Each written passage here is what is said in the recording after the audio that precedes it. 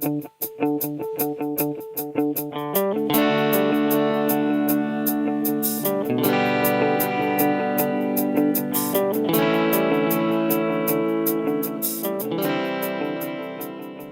projet d'éco-conception doit aboutir à une solution qui tient compte de l'ensemble des fonctions du produit ou de l'emballage étudié, y compris celles qui ne sont pas visibles par le consommateur, mais qui sont par ailleurs essentielles au niveau industriel ou logistique. Et justement, l'emballage possède une multitude de fonctions, parfois insoupçonnées. Sa fonction première, c'est bien de préserver et protéger le produit, depuis le conditionnement jusqu'à l'utilisation du produit par le consommateur. Ces fonctions contribuent à la lutte contre le gaspillage alimentaire, car elles permettent d'assurer la conservation et la durée de vie du contenu, mais aussi d'empêcher les pertes, fuites ou évaporation du produit, et de maintenir la qualité du produit en le protégeant des contraintes extérieures telles que les chocs mécaniques, les transferts de goût ou d'odeur. En dehors de ces fonctions essentielles, l'emballage permet également de regrouper plusieurs produits pour constituer des unités manipulables et adaptées aux modes de consommation et de production. Par exemple, des barquettes plastiques de gâteaux constituent un support permettant de les mettre en sachet sans les écraser, puis de constituer des portions adaptées pour le goûter des enfants.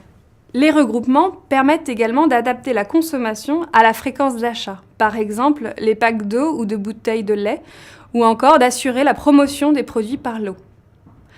Bien sûr, l'emballage sert à transporter et stocker les produits, du lieu de production au lieu de vente et jusque chez le consommateur, où l'emballage facilite le rangement des produits.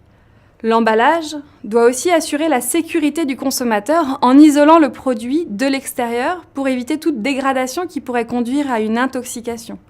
Ou encore, dans le cas de produits dangereux, éviter qu'un enfant puisse les ouvrir grâce à un bouchon à ouverture difficile. On l'oublie souvent, mais l'emballage remplit d'autres fonctions, comme informer le consommateur pour répondre aux contraintes réglementaires, en affichant par exemple la date de péremption, le mode d'emploi, la composition, posologie ou contenu en allergènes. Il sert également de support à l'affichage des conditions de production au travers de labels, comme le label bio ou commerce équitable.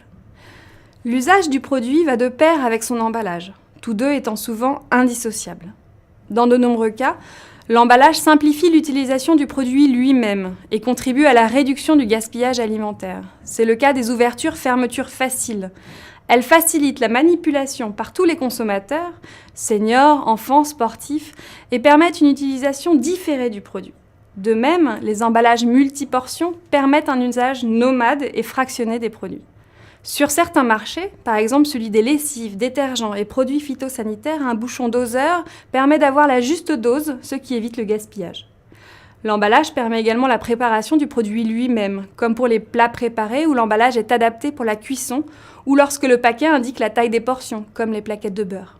Enfin, l'emballage doit être visible et véhiculer les valeurs de la marque de l'entreprise. Il doit ainsi faciliter l'acte d'achat. C'est important car le consommateur consacre peu de temps à choisir son produit dans les rayons et il doit pouvoir identifier facilement le produit qu'il cherche.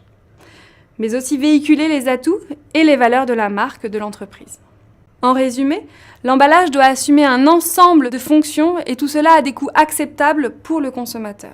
Lorsqu'on s'engage dans une démarche d'éco-conception portant sur l'emballage, il est indispensable de considérer toutes ces fonctions et les interactions de l'emballage avec le produit qu'il contient afin de trouver la juste quantité d'emballage. Un emballage surestimé aura un impact environnemental supérieur au juste emballage du fait de l'utilisation excessive de matériaux. Mais un emballage insuffisant aura un impact environnemental bien plus important car il n'assurera plus son rôle protecteur et le produit qu'il contient sera perdu.